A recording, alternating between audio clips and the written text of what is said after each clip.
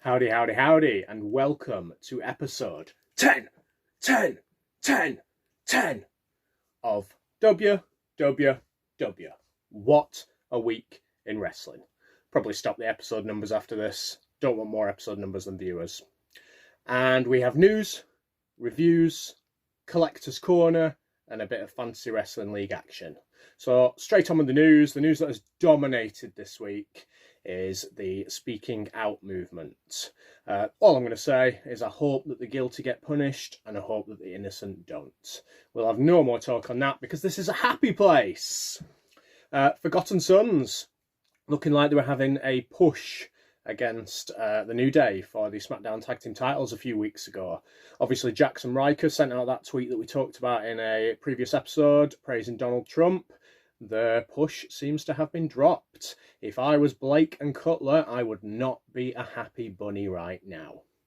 The COVID-19 testing that WWE recently did revealed that a female talent that's not been on television yet, just in the crowd, tested positive. So they had to have another round of testing to make sure there was nobody else. I think it delayed TV tapings a little bit, which meant that NXT was only taped a couple of hours before it actually came on this week.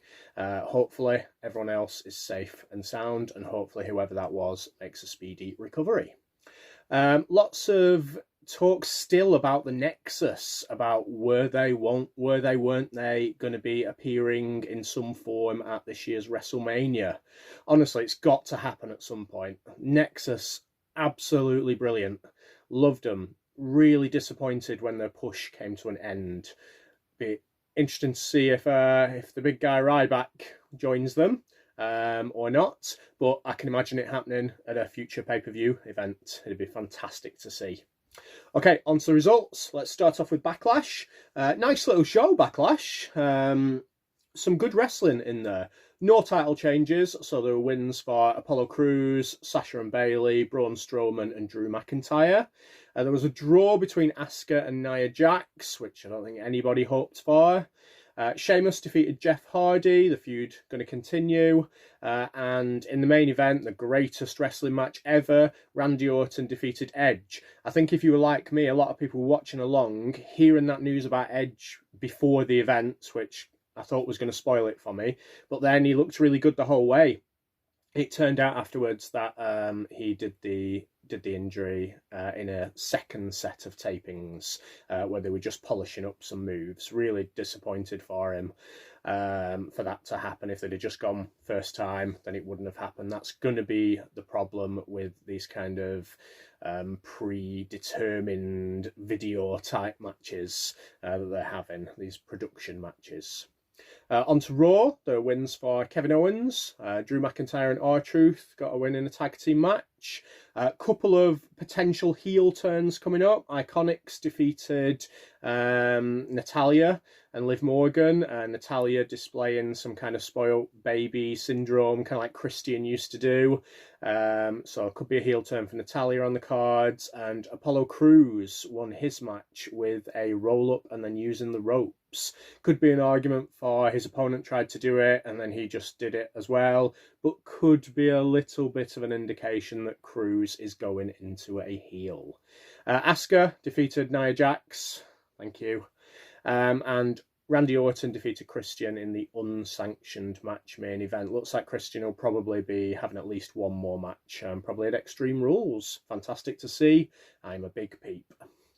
NXT kicked off with Imperium defending their tag team titles against Breezango. Appearances in that match for the Britain Brawlers, Birch and Lorcan, and Indus Sher as well. So it looks like that'll probably be a fatal four-way at some point.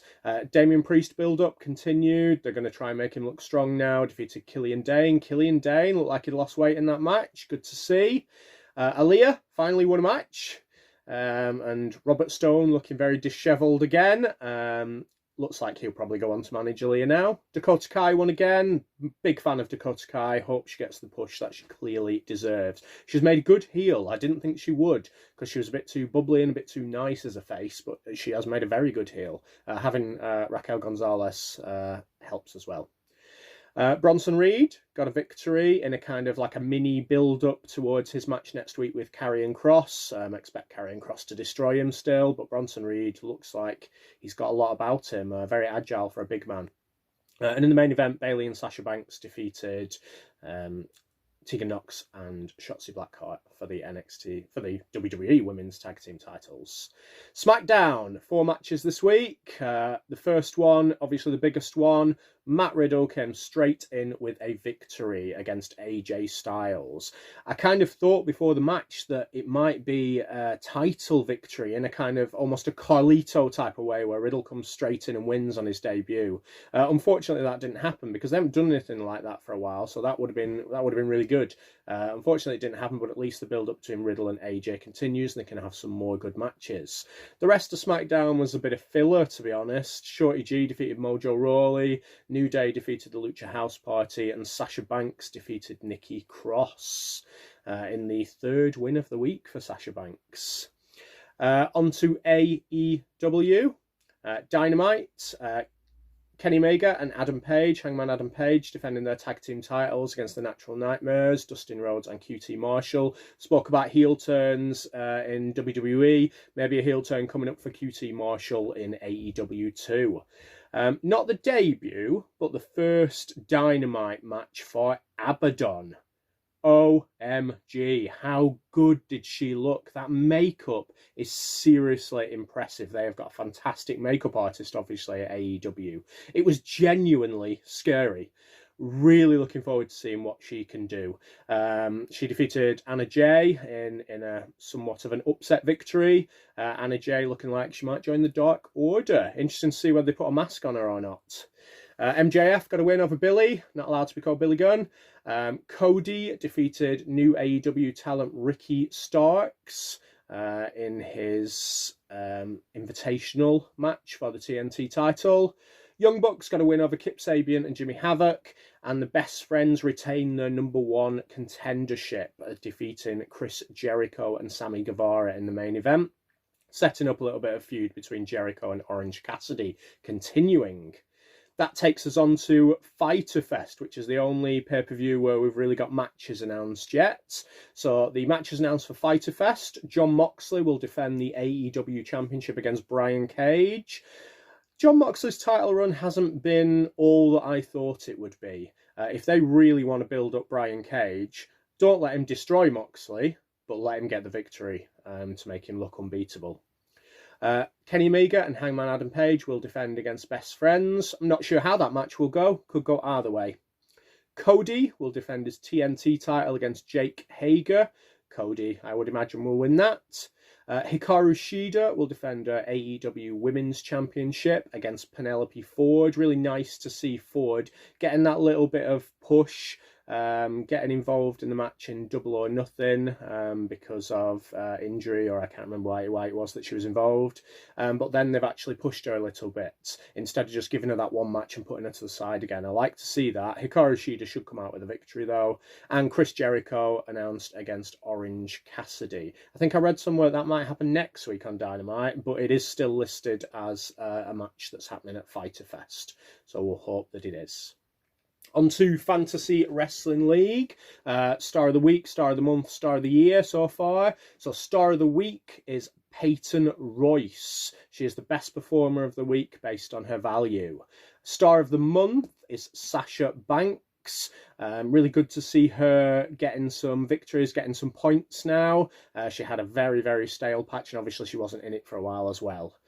Stars of the Year, AEW is represented by Cody, and WWE is still making it 10 weeks in a row, represented by Aleister Black. Little bit of an Easter egg for any Fantasy Wrestling League members that are watching. Obviously, I'll be making a post of this on the Fantasy Wrestling League. Comment underneath with one name of somebody who is announced for Fyter Fest. You will get a point in Jonathan Fenton's quiz that is happening, and you will get one free transfer with a 7-day limit on it.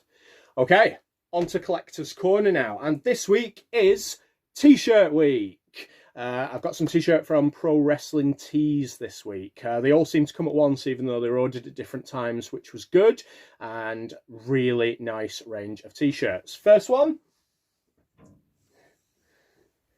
is from Dark Side of the Ring, the Owen Hart design. Really lovely t-shirt this, a lot better in person than I thought it would be. Fantastic to own. I've been waiting for so long for some Owen Hart merchandise. It's finally here. The other Owen Hart t-shirt is that one. Not as keen on this one. They chose a very strange design for just the person. There's a lot more images of Owen Hart, which would be a lot better on this t-shirt. But it's Owen Hart merchandise, so I'm not going to moan. I ordered a mystery t-shirt to come with those two. I was kind of thinking, is it going to be somebody that I've never even heard of? But no, it is a fantastic t-shirt. They couldn't have picked better for me. A few years ago, I went to Japan doing some traveling, and I went to Hiroshima and watched NJPW there, New Japan Pro Wrestling. And one of the stars of the show that I saw was Okada. And this Rainmaker t-shirt could not have been a better pick for me. Thank you very much, Pro Wrestling Tees. No custom charges are there. Fantastic. And the other one, which came yesterday, is the t-shirt from AEW Double or Nothing pay-per-view, which is a nice little design and obviously capitalising on the I watched at home bits. So some lovely t-shirts there. Also got one of these little micro brawlers. Again, I went to AEW Double or Nothing, so getting an AEW representative in Jim Ross is fantastic for me. They couldn't have done better with these mystery items, Pro Wrestling Tees. That is it for this week. 10 episodes in the bag. Hopefully, we will make a lot more in the future. You've been watching WWW. What a week in wrestling. See you next week.